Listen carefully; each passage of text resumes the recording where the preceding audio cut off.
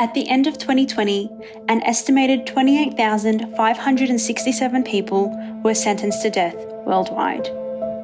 Women sentenced to death make up a tiny minority of this number. So, some may argue that the death penalty predominantly concerns men, but because women are a minority, they remain largely invisible. Conditions on death row are not designed for women. Women are deprived of gender-appropriate services for victims of sexual, mental and physical abuse, as well as services for the treatment of substance abuse. My name is Zainab Sekavan Lokran. Born into a poor family and married as a child, I was abused by my husband. I exemplify the many women who enter prison as long-term survivors of violence. This received no attention at my trial. Women report being held in police custody for longer than reasonable, being repeatedly abused by police officers, and being subjected to unfair trials and inadequate legal representation. My name is Haqhiqat Pajo, and I killed my husband to prevent him from raping my 15-year-old daughter. My legitimate defense was not addressed by the court.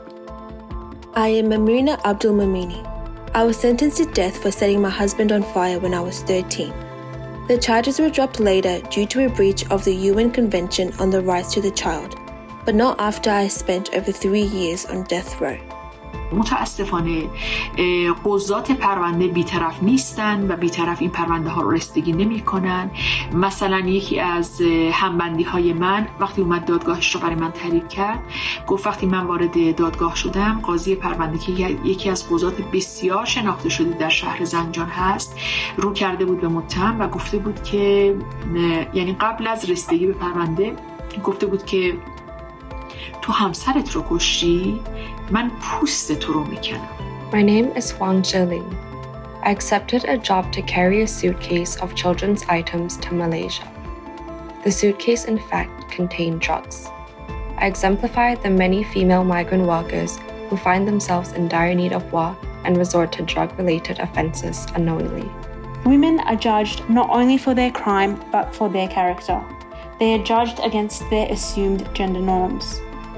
Instead of focusing on the complexity of my crime, focus was placed on my role as a daughter and caregiver to my parents, a role which I failed at in the eyes of the court. The court implied that I had no regard for my baby, since I had allegedly taken part in an activity that plagued the whole society, especially the younger generation. On this 19th World Day Against the Death Penalty, we illuminate all women on death row around the globe, often in horrendous conditions, and the tragic life stories that offered them such narrow choices.